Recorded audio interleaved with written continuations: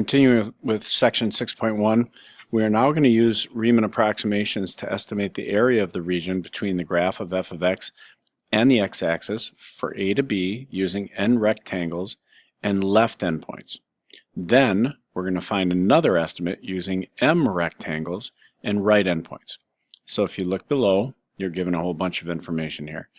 And starting with a function f of x, which I have graphed on the right, and you'll be given a graph, especially if it's a function that's not easy to graph without a calculator.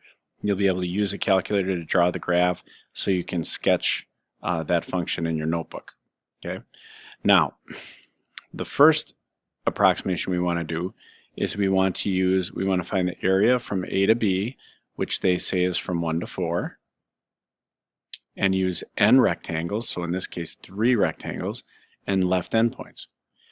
So I'm going to use this cheating tool here for a second, use little lines. So we're going to split this up into 3 rectangles from 1 to 4. Well, if we're going from 1 to 4, that whole interval is 3 units long, and if I'm cutting it up into 3 pieces, each piece is going to be 1 unit long. So let's kind of draw this. So first rectangle will go right between 1 and 2.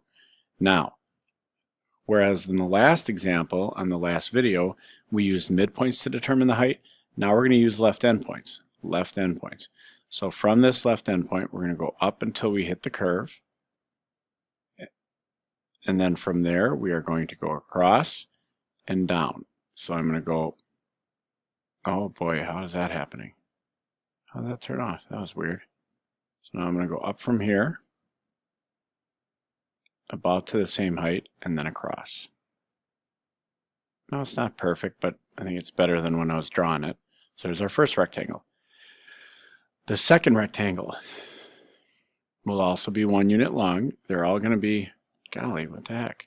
I think I just hit it and it selects it instead of, so I go across, then up from the left endpoint. So I'm going all the way up from this left endpoint, except I kind of missed it. Then across, and then down. Well, I guess I'm not much better at this than I was at drawing. Last one is between 3 and 4. Okay, up from the left endpoint.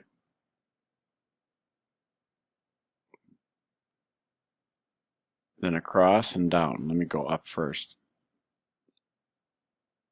And then across. That was better. So I've got 3 rectangles, except the second one looks kind of demented. I should really, here, let me just try to undo that just for a sec here. Let me try to make that a little better. From here. That's better. Okay, so now, what do I want to do? Well, I'm going to use these 3 rectangles. Now you notice this first rectangle is too small because it was increasing and I'm using left endpoints. Then once it started to decrease, left endpoints give me the rectangles are too big. So it's not going to give me a great approximation, but trust me, this is the process at first. So every one of these rectangles has a base of 1, but their heights are different. Now this time the heights will be easier to find. So to approximate the area, I'm going to start with, they all have a base of 1, times the first height of the first rectangle was found at the left endpoint 1. So I got to take f of 1. Darn it, I keep closing that. Plus, the next left endpoint was at 2. And by the way, if the base of each rectangle is 1, these heights are all going to be at x values that are 1 apart. So plus, the next one will be at f of 2, plus the third rectangle will be at f of 3. Notice those where we went up from 1, then we went up from 2 to the graph, then up from 3 to the graph. We never went up from 4 because it's not a left endpoint. Now, these we can find in our head. 1 times, what's f of 1? Negative 2 plus 8, that would be 6. So this first one had a height of 6. F of 2, put 2 in here, I get negative 8 plus 16, that would be 8. So the second rectangle, that seems about right, had a height of 8. The third rectangle, f of 3, if I put 3 in here, I get negative 18 plus 24, which is also 6. So this also had a height of 6. So 1 by 6 plus 1 by 8 plus 1 by 6, that would give me a total of 20. I also, just for fun, did it on my calculator over here. Notice in y equals, I put the equation in, negative 2x squared plus 8x. And then to save time, I typed it in 1 times the function at 1 plus function at 2 plus function at 3, and that was our value, 20. So now let's find the second approximation, which they asked me to use m rectangles and right endpoints. So m rectangles, so m is 6, so here I'm going to use 6 rectangles, but instead of using left endpoints, I'm going to use right ones. So I'm going to use 6 rectangles. Well, again, the interval goes from 1 to 4, so that's 3 units long. If I cut that up into 6 pieces, 3 divided by 6, so all you got to do to find out the base of every rectangle is take b minus a, so 4 minus 1, that's how big the whole interval will be, and then divide it by how many rectangles you're cutting it up to. In this case, it was m. So 4 minus 1 is 3. 3 divided by 6, each one would be a half.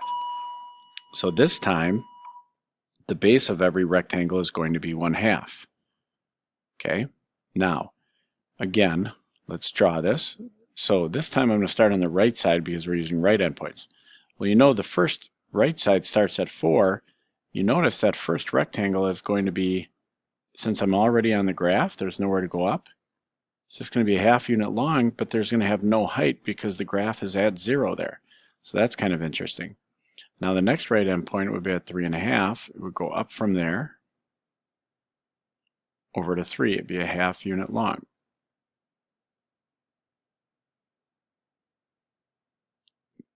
Then the next right endpoint would be at 3. Go up from 3 over to 2.5. A half unit. Remember, a half unit wide these rectangles are. Only go up to where the right endpoint went up to, and then across. There's your next rectangle. Then there's one from 2 to 2.5. 2.5 is the right endpoint. Go up from the right side till you hit. Oh, it's going to go over to 2 and across. And there's that one. Then from 2 is the right endpoint. I'm pretty much on it already. Over to a half. I should have gone up first. I didn't learn my lesson. From 1.5. So that rectangle is too big now because now it's starting to getting into the increasing part. And then the last one's from 1.5 across and then down to 1. There's my 6 rectangles. I broke it up. The first rectangle has a height of 0, but then boom, boom, boom, boom. So now this, the whole numbers are easy to put in, but the fractions not so much. So we're going to go from what? F of the first right endpoint was 4, and then since the base is a half, every x value we put in is a half unit away. So f of 3.5 plus f of 3 plus f of 2.5, I'm going to erase this to get it out of the way here, plus f of 2 plus f of 1.5. You know you're done when you get 6 of them because we were breaking it up into 6 subintervals. Okay, I took the liberty of doing this on the calculator. There's 1/2, the base, times the function, the height at 4, plus the height at 3.5, plus the height at 3, and it continues just like it does on my sheet. I got 16.25. So my value here was 16.25. Now what you want to get good at is be able to, over time, without actually drawing them, be able to figure this out. I'm going to do one more problem, and this is with a table instead of a graph, although I've graphed it also for simplicity's sake. So let me move my head over here. A speedboat travels downstream on a river. Its speed, v, in miles per hour at certain times is given in the table, well, below. Using a left Riemann sum, what is the approximation of the total distance traveled by the speedboat from 0 to 3?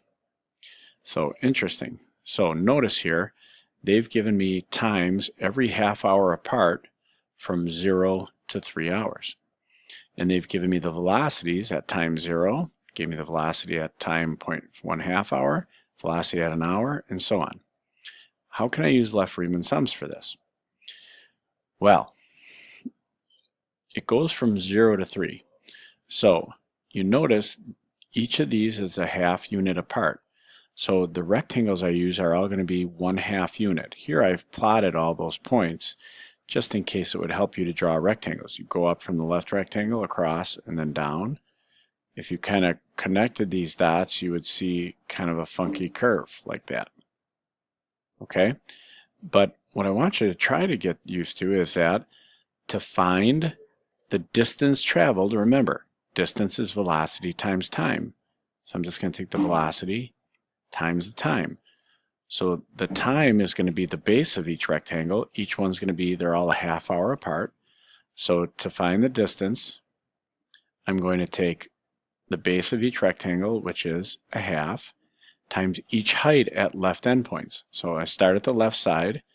The height at 0 is 32.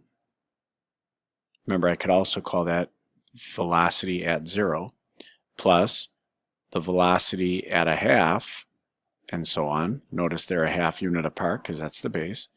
So that would be plus 30, plus the velocity at 1, which is 16, plus the velocity at 1.5, 22, plus the velocity at 2 hours, which is 20, plus the velocity at 2.5, which is 24.